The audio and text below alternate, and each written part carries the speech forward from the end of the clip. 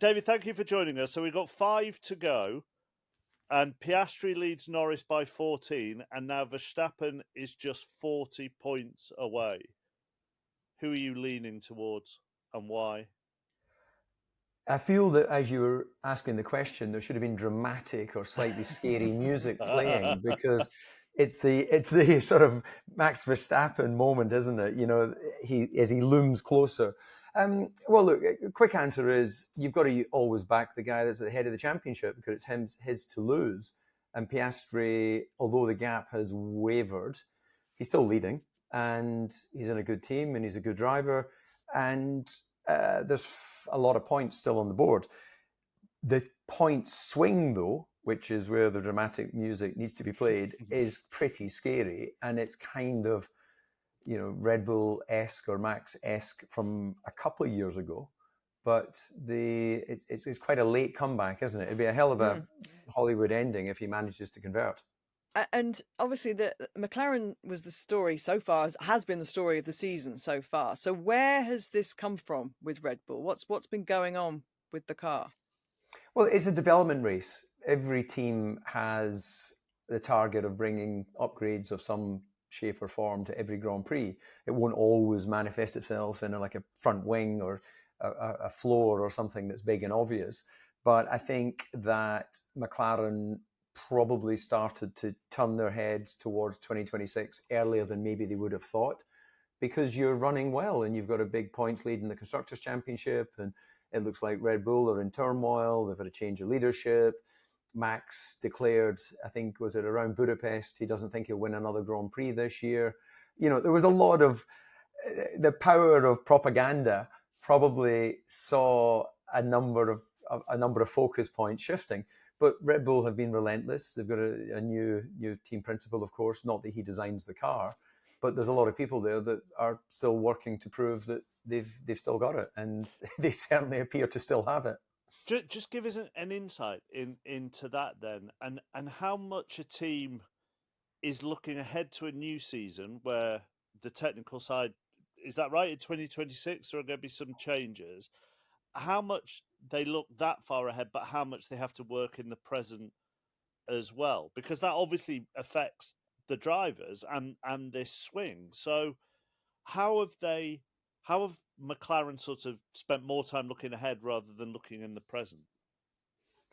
Well, in simple terms, I guess it's like in any sports organization that has a current team and a current championship, and then you'll have your youth team that are simmering away in the sidelines, where you're thinking maybe next season, or maybe if, are they good enough this season if the main striker or whoever gets hurt, that you give them a chance. So the truth of the matter is that you've got your mind on both, because you have to. You can't really be 100% just the here and now, because that'll be at the expense of 26. So it'll come down to sort of allocation of people. Let's say in general terms, if we just simplify it and say that every big team has about 500 people in the design office, at the beginning of, I guess, going into this year, because 26 is a major regulation change, they wouldn't have had all 500 deployed on 2025. They would have 100 of them. I'm just picking numbers, but they would have a number of them already doing long lead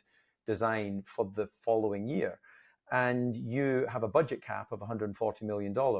So that includes crash damage. So if your drivers start getting into a lot of crashes, it doesn't matter if you're Ferrari or whether you're Haas, you cannot go beyond your budget cap. Otherwise, you get fined not only in monetary terms, but you get restricted in the amount of wind tunnel time that you can do in any given year. So there's a big focus for any sports team to abide by the guidelines. Occasionally, some people get it wrong, but you pay a price for that. So it's a complex sport that doesn't have a simple answer to your question.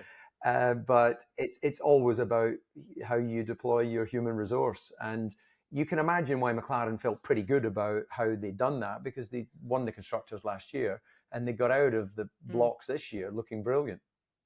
And on the human side of it, McLaren have allowed Lando and Oscar to race. Are they going to have to abandon the beautifully named papaya rules?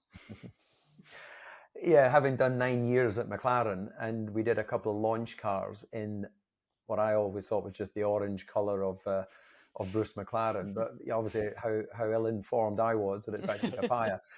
I'm not sure I'd really heard of too many papayas growing up in Scotland, but anyway, I wish they'd come up with a different name than Papaya Rules. How about they're a team and the drivers are employees of the team. I was an employee and therefore occasionally I was given team orders. Did I want it? No. Did I accept it? Yeah, because I'm an employee and ultimately there's got to be a boss, hasn't there? So I think the risk in trying to manage your drivers is you're going against the human nature, which is a driving force of why you employed them. Race drivers are particularly selfish individuals because, yes, you need a team and yes, you drive for the team, but there can only be one winner. You don't win like a soccer team where the first 11 and the support staff and the guys on the subs bench all feel part of that victory and get the medal.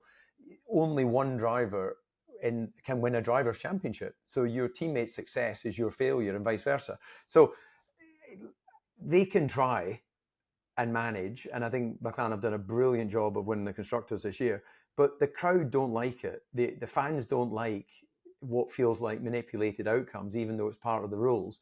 When Lando went on the podium in Monza, because they'd held station with Oscar on a pit stop, the crowd were booing.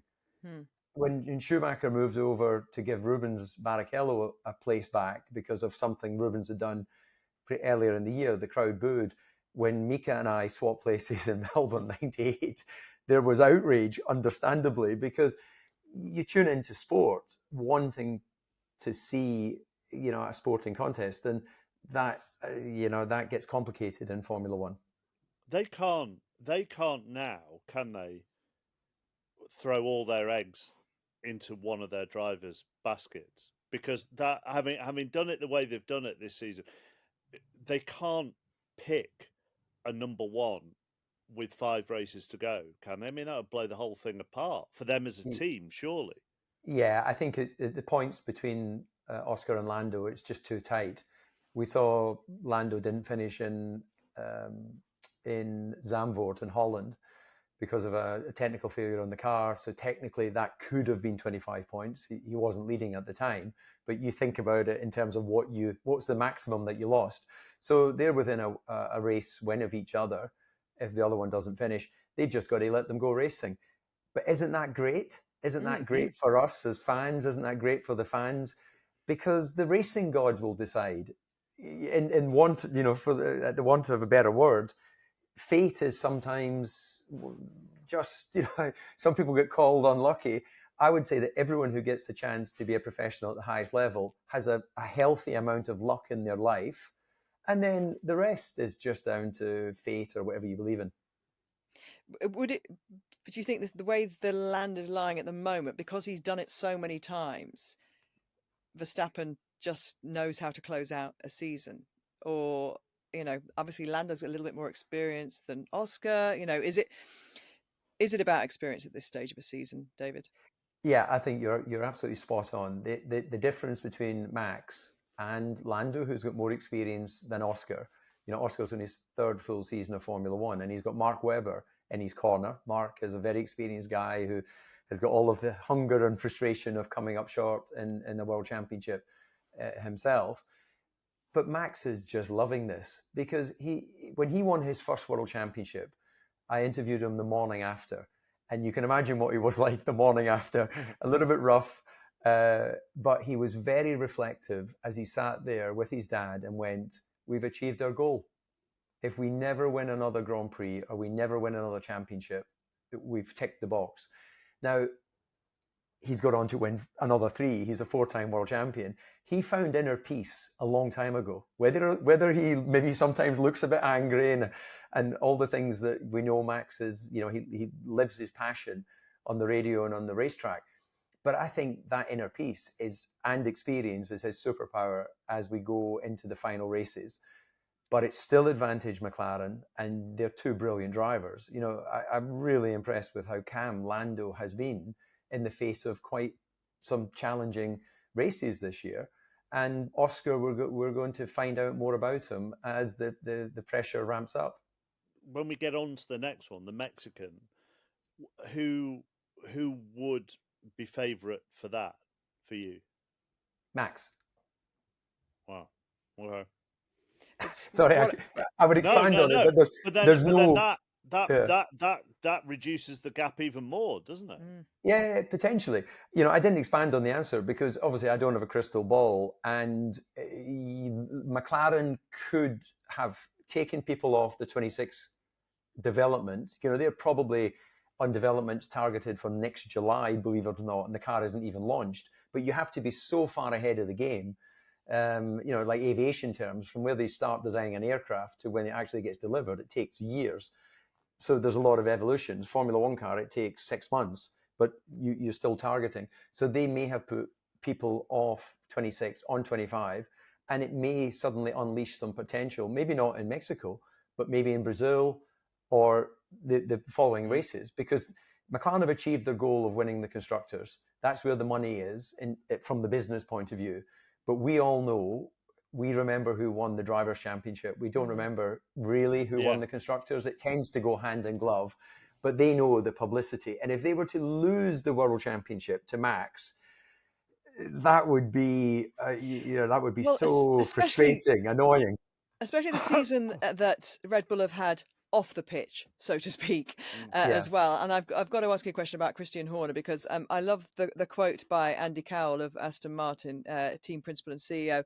It looks as though Christian's ringing up pretty much every team owner at the moment. So April is the time that he can come off his gardening leave and return to Formula One after his sacking by Red Bull. Where's the smart money on where he'll end up? Well, again, I don't have the inside track. Otherwise, I would, of course, share it with you right now. But I think, one thing that's quite clear, Christian's still motivated. And in the same way that I don't doubt he's spoken to every single team, because you know what every single team principal does during the year? They speak to every driver, even if it's just to destabilize them, just to go to them and say, hey, by the way, we'd pay you more money, or you'd be better off with us. Even if they don't really have space, there's nothing better than a little bit of flattery for the ego. And it creates doubt. So that's one of you both know well because of your vast experience. It's not just about what you see unfolding on the sports field or in whatever that sporting event is. The politics behind the business of sport is constant. And it happens in back corridors and it happens in little meetings here and there. So I would expect Christian to, he's still a relatively young guy. He's certainly younger than me. And I would expect him to pop up somewhere. I just don't know where it is.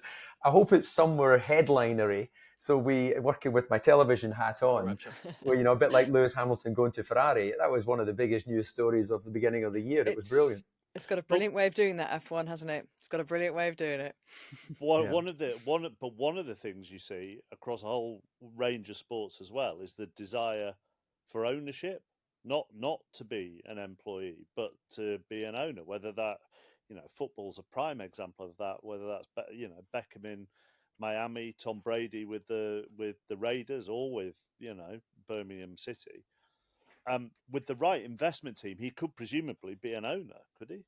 Yeah, well, there's an extra franchise available. There's 11 teams on the grid next year. Cadillac in name are coming. They're going to be based at Silverstone as an operation, and that's great for another brilliant British story that so many of the Formula One teams are based in the UK. We're all a bit too polite and shy, aren't we, to really sing our own praises about how brilliant our men and women are at designing and building race cars. But anyway, good that there's going to be 11 teams, more cars. That gives more drivers opportunity and more action.